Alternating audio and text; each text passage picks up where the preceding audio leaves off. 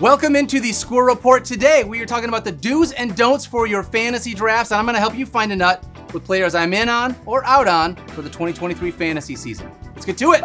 All right, first tip, don't draft one of the top 3 quarterbacks. I'm not drafting any of those guys. There is value at the quarterback position in rounds 4 through 7. We're talking guys like Joe Burrow, Lamar Jackson, Justin Herbert, Justin Fields, or Trevor Lawrence. Grab a wide receiver, grab a running back, do anything other than one of those top guys. I'm telling you, there's better value for quarterbacks in the middle rounds.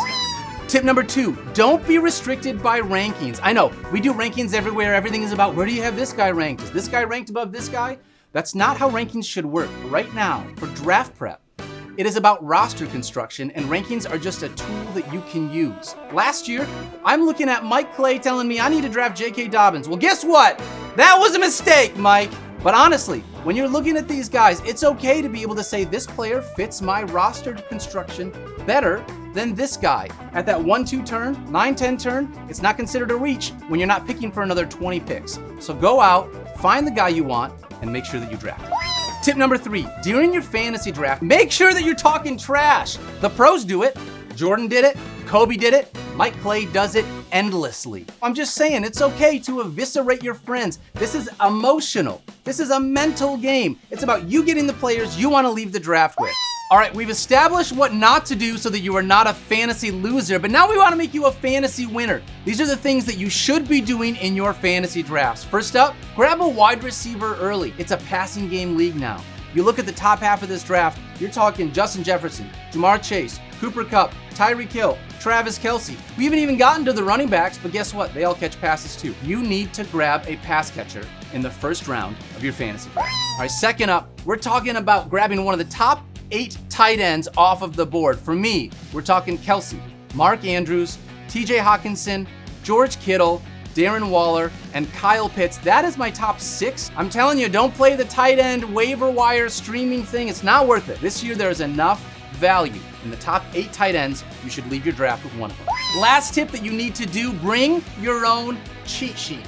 Do you think that Bill Belichick comes to the NFL draft and is like, hey, Brad Holmes, I left my cheat sheet at home. Can I borrow one of yours? No! Go on to ESPN.com. Mike Clay, in spite of all the negative things we've said about him, put together a really nice cheat sheet for you guys. Download that, copy it over, and make some tweaks.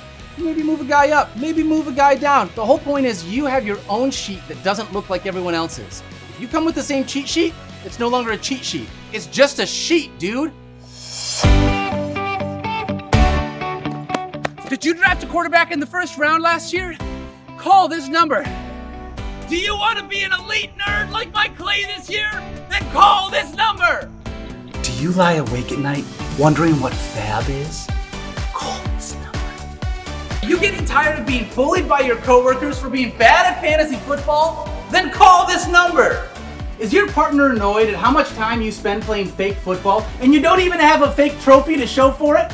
Then call this number. Still don't believe the Squirrel Report hotline works? Here's one of our billions of testimonials. I lost my fantasy football league and I had to fly across the country for 36 straight hours. I missed my sister's wedding, I had a shower in a Detroit airport, and my mom wouldn't talk to me anymore. But then I called the Squirrel Report hotline and my life's changed. Now I'm a champion and I'm hosting Thanksgiving. I love you, Mom. I love your mom too, Kevin.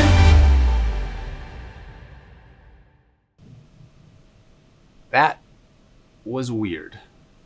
But shout out to moms everywhere. All right, now we are talking about guys that I am in on or out on for the 2023 fantasy season. Let's start on guys I'm avoiding.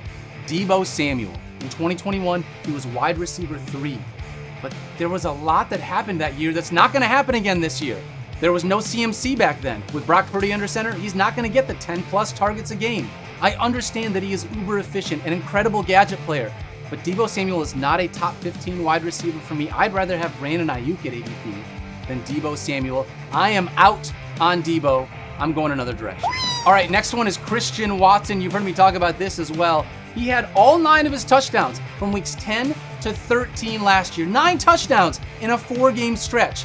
I don't think that that's who this wide receiver is going to be. Right now, he's being drafted as a low-end wide receiver 2, high-end flex play. But in this Jordan Love-led offense, I'd rather go a different direction than Christian Watson.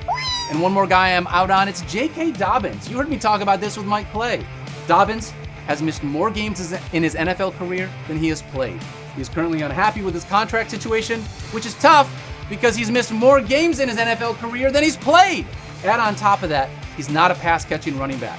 In an offense with a running back that loves to use his legs, yeah, I don't want J.K. Dobbins given the injury history and the way this offense works. I am out on J.K. going a different direction at running back.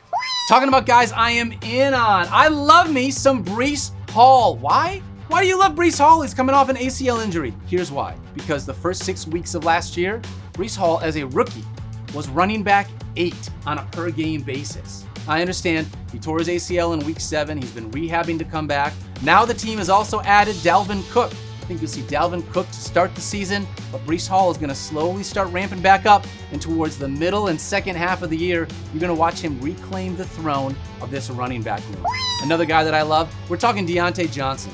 Last year, he was historically unlucky in the touchdown department. 85 or more catches and 0 touchdowns. The only player ever in NFL history to record that stat line. But that's not going to happen again this year. Over the last 3 seasons combined, Deontay Johnson, not including last year, had 20 receiving touchdowns. I'm all in on Deontay Johnson as a low-end wide receiver 2 or high-end flex play, and he's being drafted at the back end of the wide receiver 20 group. I love this guy this year.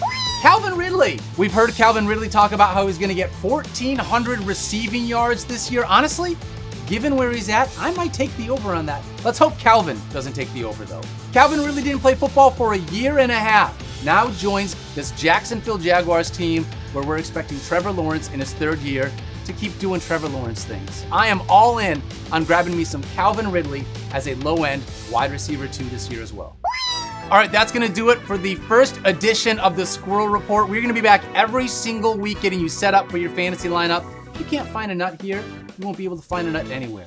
And unlike birds, that phone number we showed you is real. If you don't know what I'm talking about, Google it. Join the movement.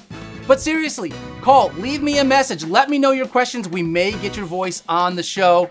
We love you guys. Thank you so much for hanging out with us. Good luck here with your drafts this weekend. We'll see you in week 1.